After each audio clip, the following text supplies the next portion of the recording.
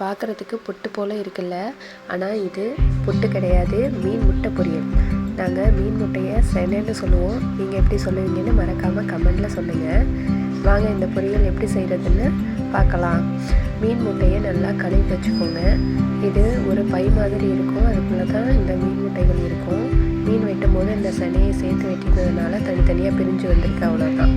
இப்போ ஒரு கடாயில் எண்ணெய் ஊற்றி இடித்த சோம்பு, இஞ்சி பூண்டு சேர்த்து பொரிஞ்சதும் ஒரு கொத்து கருவேப்பிலை சேர்த்துக்கோங்க. இப்போ நறுக்கி வச்சுருக்க வெங்காயம் சேர்த்துக்கலாம். வெங்காயம் நல்லா வதங்கின பிறகு கழுவி வச்சுருக்க மீன் முட்டைகளை இதோட சேர்த்துக்கலாம். மீன் முட்டையை சேர்த்த பிறகு அடுப்பை நல்லா சிம்மில் வச்சுக்கோங்க.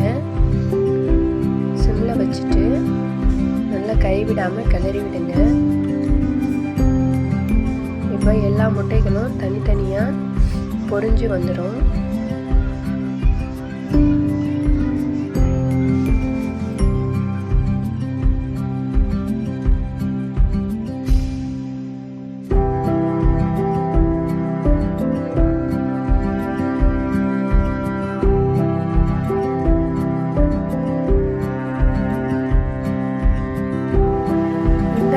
பொரிஞ்சு வந்த பிறகு இதுக்கு தேவையான மசாலா சேர்த்துக்கலாம்.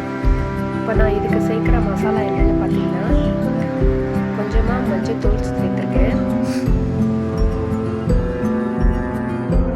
தேவையான அளவு உப்பு, காரத்துக்கு ஏற்ற மிளகாய்த்தூள்,